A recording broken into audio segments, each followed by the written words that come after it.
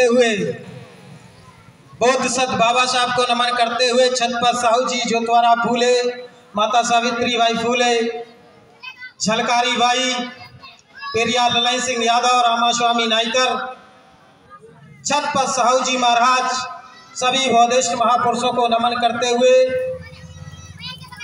आज बाबा साहब की जयंती के उपलक्ष्य में सभी साथियों को बहुत बहुत हार्दिक मंगल कामनाएं। आज हम बाबा साहब की जयंती पूरे देश पूरे विश्व में मना रहे हैं, क्योंकि इस भारत में कोई महान शख्सियत, क्रांतिकारी, सामाजिक परिवर्तन, राजनेता कोई पैदा हुआ तो इस दुनिया में ज्ञानी कोई पैदा हुआ, विद्वान कोई पैदा हुआ, 32 डिग्री पाने वाला कोई पैदा हुआ तो वह तथागत बुद्ध के ज्ञान को अपनाने वाले बहुत सब बाबा साहब अम्बेडकर साहब आज के दिन इस भारत में पैदा हुए थे। उनकी जयंती हम लोग आज मना रहे हैं।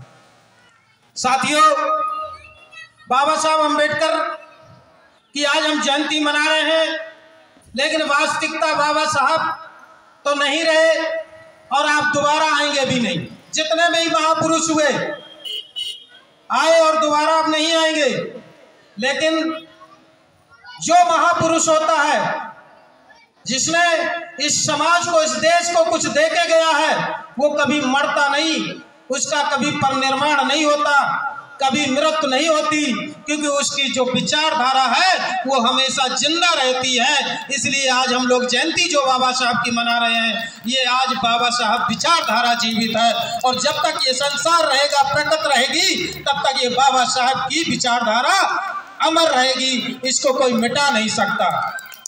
तो बाबा साहब की विचारधारा क्या थी, इस चीज को थोड़ा मैं बताना चाहूंगा अपने साथियों को कि बाबा साहब को हम मानते तो हैं लेकिन जानते नहीं, इसलिए थोड़ा दर्द होता है। शायद आज बाबा साहब होते तो ये समाज की कंडीशन देके रोते बहुत। और बाबा साहब अम्बेडकर साहब एक बार रोए थे जब उन्होंने संविधान लिखा था। संविधान लिखने के बाद जब समर्पित किया था तब बाबा साहब अम्बेडकर रोए थे कि संविधान तो बहुत अच्छा है, लेकिन जो हमने आज इस जिनके हाथों में समर्पित किया है, क्या वास्तव में ये सही तरीके से इसको लागू करेंगे या नहीं, ये मुझे विश्वास नहीं है। तो इसलिए बाबा साहब रोए थे। और बाबा साहब अब इसलिए रोते कि बाबा साहब अम्बेडकर साहब ने हम लोगों को संविधान में जो अधिकार दिए, यानी आरक्षण से लेकर जो भी अधिकार हैं, आज सम्मान से जीने का अधिकार, यानी कि आज हम कपड़े पहन पा रहे हैं, जूते पहन पा रहे हैं, जो भी कर पा रहे हैं, बाबा साहब अम्बेडकर साहब ने जो संविधान में दिया उसकी वजह से।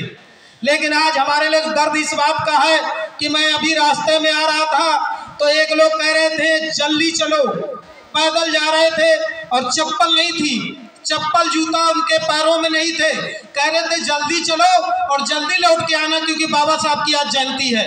आप समझ सकते हो जब चप्पल और जूता नहीं पहने तो वो कहाँ जा रहे होंगे। यानी कि बाबा साहब की जयंती है, जल्दी चलो, पहले कहाँ चलो, जल्दी चलो, जिसकी वजह से चप्पलें उतारी।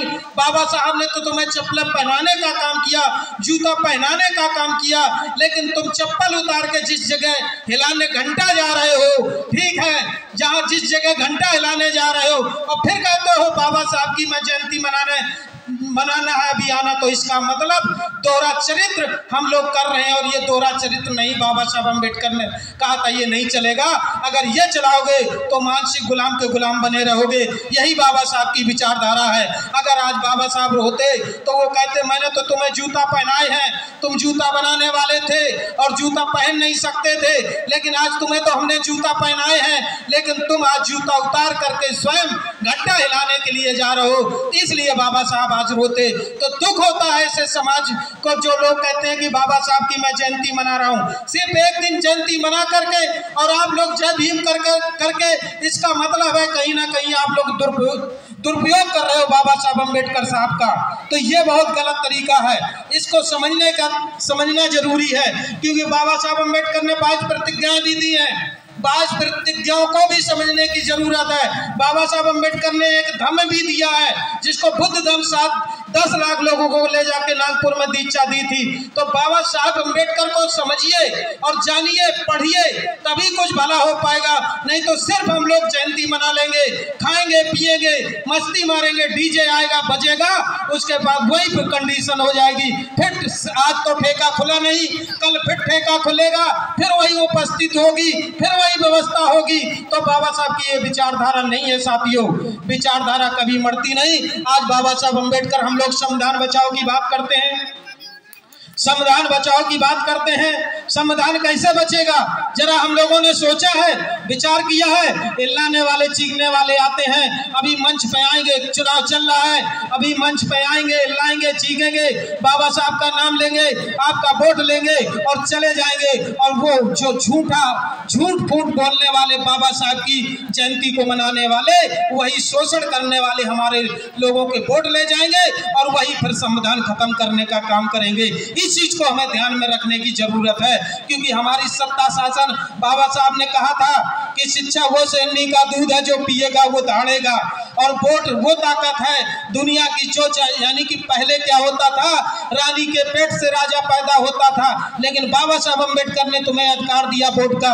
अब वोट से ही तुम्हारा संविधान बच पाएगा, नहीं तो ये चीखने वाले, इल्लाने वाले जितने मंचों पे आज इल्ला रहे हैं, सिर्फ ये कहीं संविधान बचाने की बात नहीं लिए, क्या आंदोलन कर रहे हैं, क्या क्रांति कर रहे हैं? कुछ नहीं कर रहे हैं, सिर्फ ये वोट लेने के लिए बाबा साहब और संविधान का नाम लेकर हम लोगों का शोषण कर रहे हैं। इस चीज को बहुत समझने की जरूरत है। मैं इतनी ही बात समाप्त करते हुए, क्योंकि मुझे आज कम से कम 8-10 जगह कार्यक्रमों में जाना है और मैं अभी यहाँ आ गया, वकील साहब और ये सभी लोग हमें परिचय के हैं, निकल आते हैं, मिशनरी भैया टिकरा के, तो सभी हमारे आदरणीय ज्ञान बाबू कुशवाहा जी जो संबलपुर के हैं, ग्राम संबलपुर आपके क्षेत्र के हैं, इनका गेस्ट हाउस है सम्राट गेस्ट हाउस, जो आप लोगों के लिए सेवा में हमेशा तत्पर रहता है। और एक आप इन्हीं की यानी सहयोग से एक आपके पीछे सम्राट हॉस्पिटल भी बन रहा है, इन्हीं के सहयोग से वो भी एक तरीके से बहुजनों के लिए सहयोग के लिए पूरा हॉस्पिटल होगा। ये आप सबका हॉस्पिटल है, अभी तैयार हो रहा, अभी हो जाएगा। तो इनका बहुत बड़ा योगदान है, इनके लिए जोरदार तालियां बनाइए और अपने लिए, अपनी कमेटी के लिए। इसी के साथ सभी साथियों को नमो बुद्धाय, जय भारत, जय भीम, जय संविधान।